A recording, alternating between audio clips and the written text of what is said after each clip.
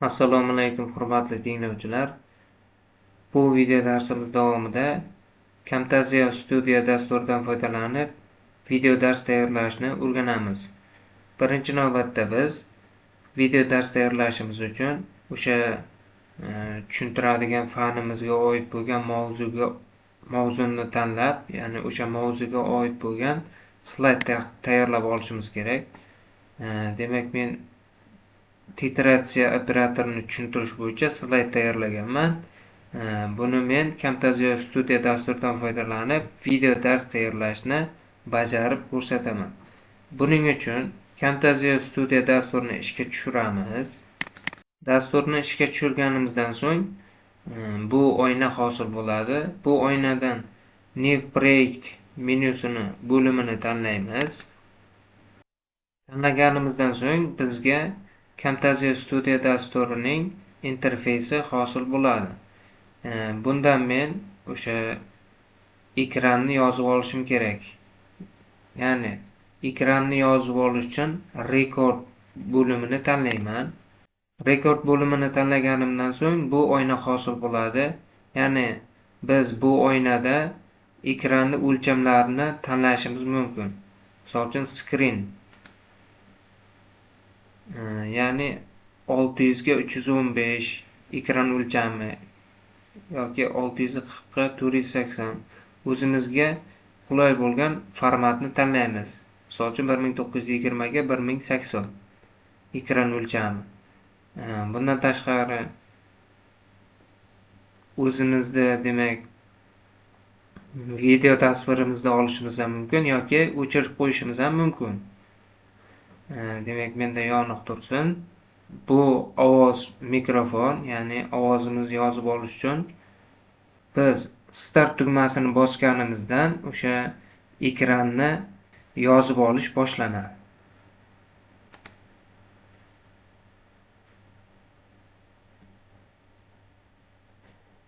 Demak, ekranni yozib olish boshlandi. Men demak tayyorlagan prezentatsiyamni ochaman. Prezentatsiyani ochganimdan so'ng demak ko'rsatishni tanlayman. Qisqacha mavzuni tushuntirib o'taman. 2 titratsiya 3 teng 16. Bu titratsiya operatori. N ko'paytirgan degani n tag'lar yig'indisi. A ning n-chi darajasi. Bu degani n ta a ni bir-biriga ko'paytmasi. Misol uchun 2 ning 3-chi darajasi bu 8 ga teng. Endi titratsiyani tushuntirishimiz uchun a titratsiya n, ya'ni n ta a. Misol uchun 2 titratsiya 3 bu 3 ta 2, ya'ni 2 ning 2-chi darajasi darajaning darajasi. Bu degani 3 ta 2, ya'ni 2 ning 2-chi darajasi 4, 2 ning 4-chi darajasi bu 16 ga tengligini ko'ramiz. Bunda biz mavzuni qisqacha tushuntirib o'tganimizdan so'ng talabalarga tushunarli bo'lish uchun qo'shimcha savollar ham berishimiz mumkin. Misol uchun 3 titratsiya 2 nimaga tengligini o'zingiz hisoblab toping. Endi mavzuni qisqacha tushuntirib bo'lganimizdan so'ng biz prezentatsiyadan chiqish uchun eski tugmachasini bosamiz. Ya'ni taqdimot tugadi. Endi biz o'sha Camtasia Studio yozuvini rekordini stop qilib to'xtatamiz. Ya'ni stop tugmachasini bosamiz.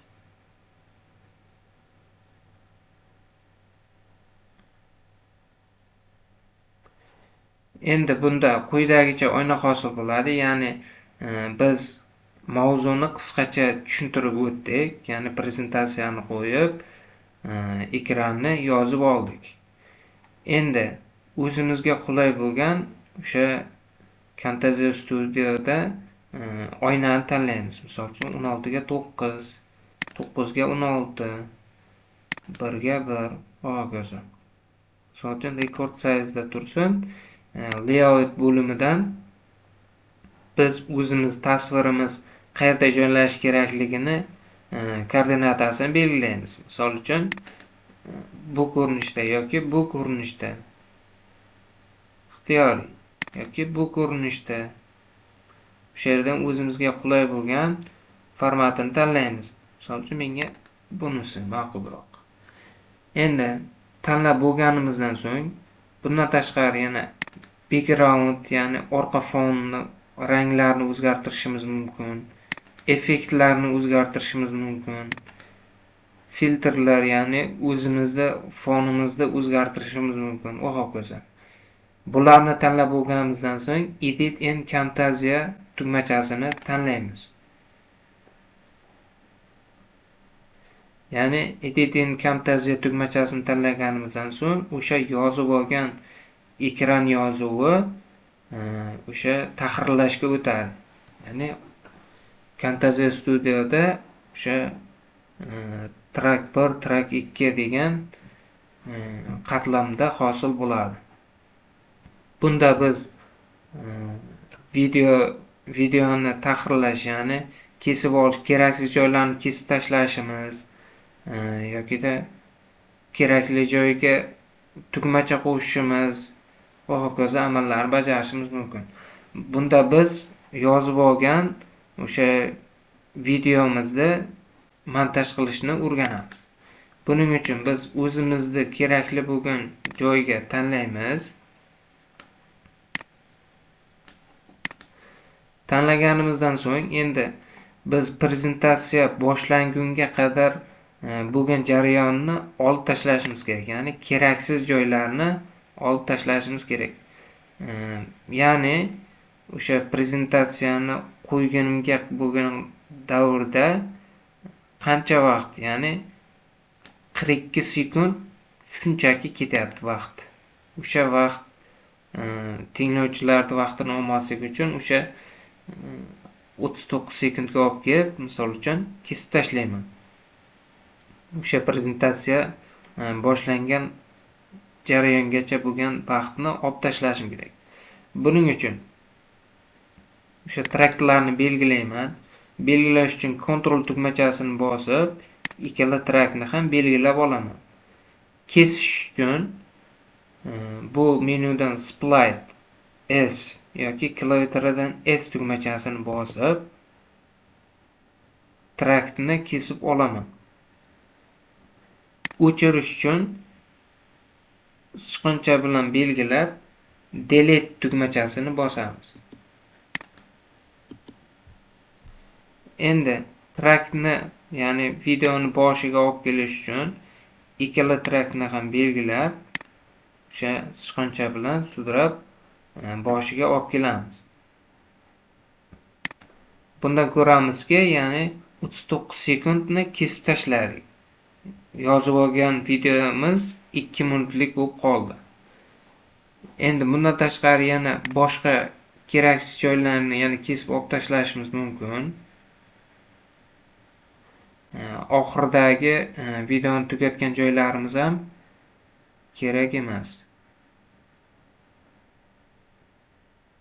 Misol uchun shu joydan o'chirib tashlashimiz mumkin. Buning uchun boyagi amalni bajarib, ya'ni S tugmachasini bosaman va kerak joyni delete qilib o'chirib tashlayman. Kerak joylarni kesib olganimizdan so'ng videoning ovozini sozlashimiz kerak. Ya'ni ovozimizni baland pastligini, shumini yo'qotishimiz uchun audio effect degan bo'limi bor, o'shani tanlayman va bunda ovoz balandligi bo'yicha, pastligi bo'yicha bo'limlari bor. Menda demak shovqinni yo'qotish uchun noise tanlab, o'sha sichqonchani tugmachasi bilan trackga olib kelib tashlayman. Bundan ko'rinadiki, ovozning balandligi, pastligini o'shandan to'g'rilashim mumkin. Shuning uchun pastroq qilib eshitib ko'ramiz.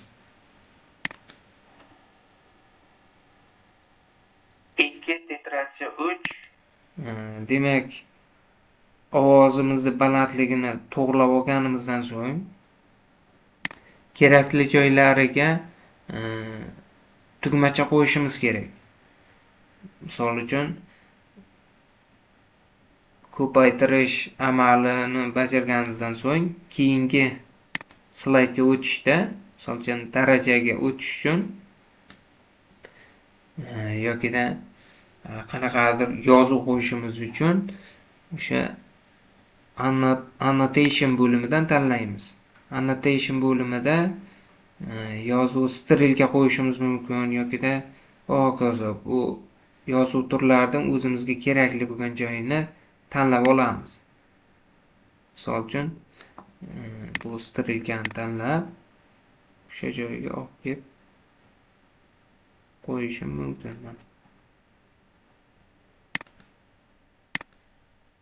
Endi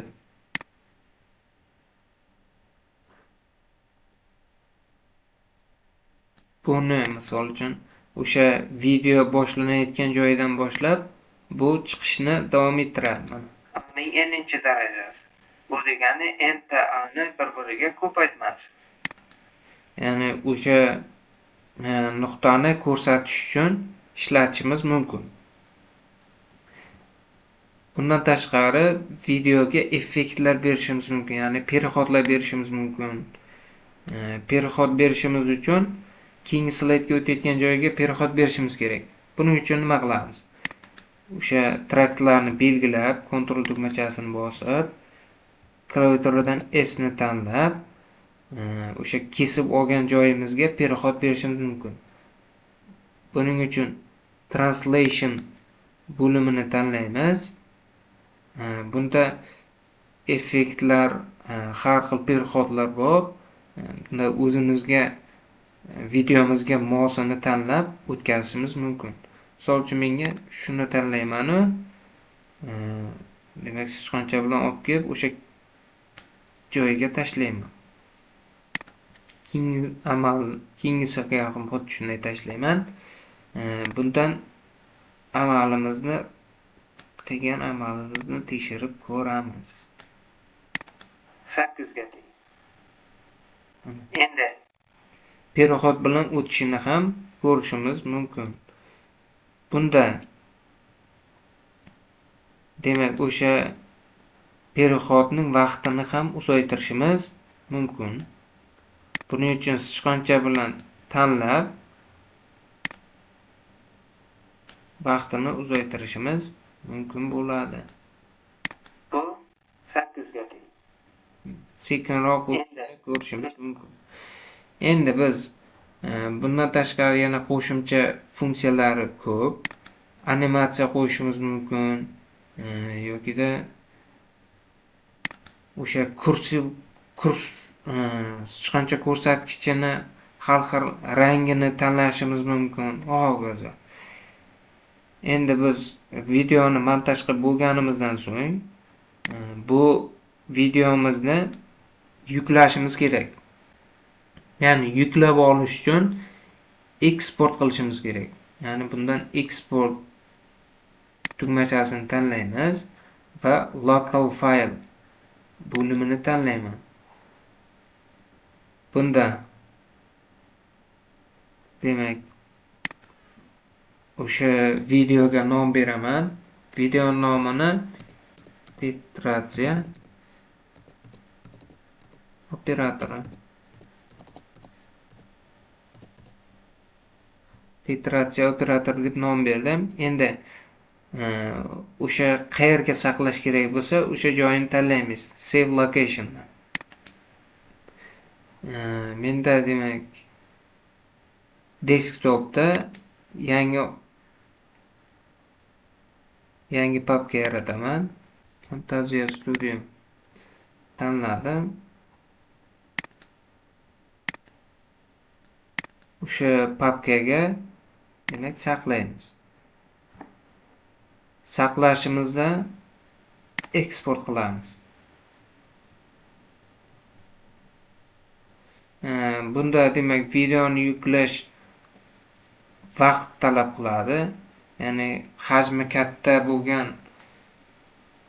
videolarni ko'proq vaqt o'sha talab qiladi yuklab olish uchun. Hozirgi tayyorlagan videomizda 10 minutda o'sha yuklab beradi.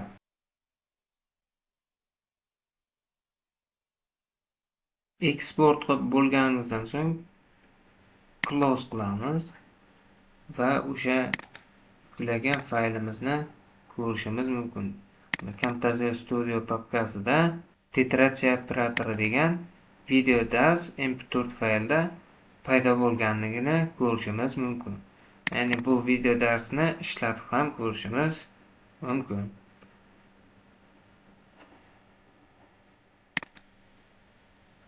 Ya'ni o'sha video dars boshlanishi 2 titratsiya qo'shimcha savol. Qo'shimcha savol va takliflaringizni izohlarda yozib qoldiring.